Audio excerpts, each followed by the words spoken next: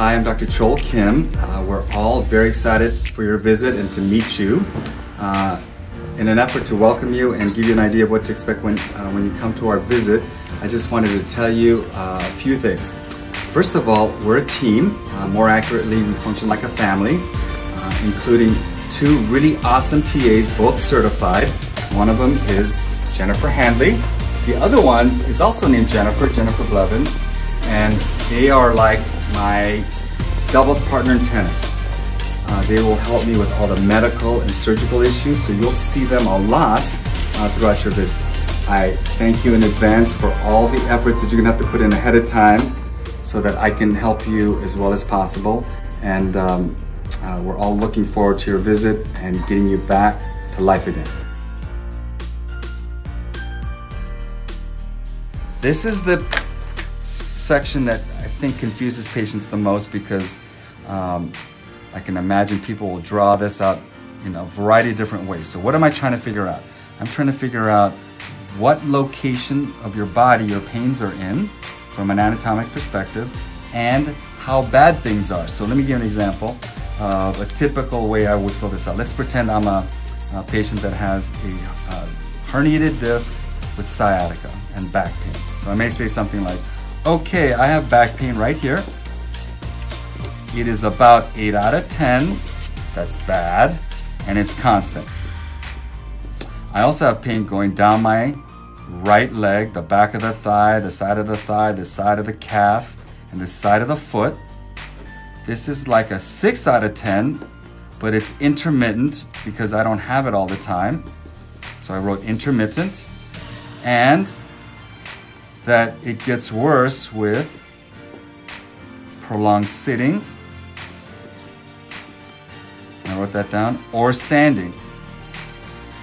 So if you were to draw it out like this as the perfect patient, I would love you to death, because I could just take a quick glance at this and I would immediately know, even before looking at your MRI, I would say, this person has a herniated disc.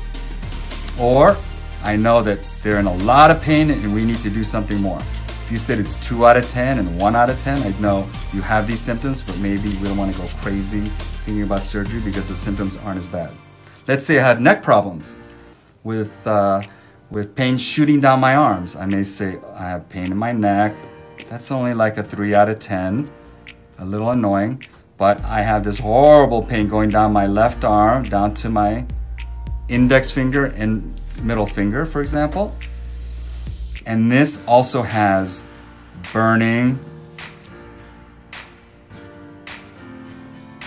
pins and needles, and it feels kind of numb, but in a really annoying way, and that annoyance factor is like an 8 out of 10. So if you fill it out like this, and if it's in the front of your thigh, do more diagrams. Let us fill these numbers out based on everything, and that will take me 95% of the way there in terms of trying to figure out what your diagnosis is and what we should do next. All right, so I hope that's somewhat clear. The other set of questions that people have trouble with are these functional questions. So near the end, pages 14 and 15, you'll have these questionnaires that are 10 points each. This is for the back and this is for the neck. And this is called the Oswestry Disability Index, and this is the Neck Disability Index score. What we're trying to do here is to assess how debilitated you are from these symptoms. So you want to go down each of these questions and just pick one answer that most applies to you, or that best applies to you. Turns out some of these questions are a little goofy, and so people get really confused because it's like, well, it doesn't exactly apply to me. So in this case, when you have a question that doesn't totally apply to you, your job is to pick the least worst answer. Since there's not a good answer, you just want to pick the least worst answer. And just try to pick one that gives me an idea on average what your limitations are in terms of, for example, standing, lifting, walking, sitting, reading, driving, work, concentration, whatever each question is. Just pick one of these that applies to you the best, or is the least worst in terms of description. And I will add these up and generate a score from 0 to 100 to give me an idea of how you're doing in terms of function. So for example, check this out. I do a surgery on you. I have all these scores preoperatively. And then as you come back over and over again, I check these scores.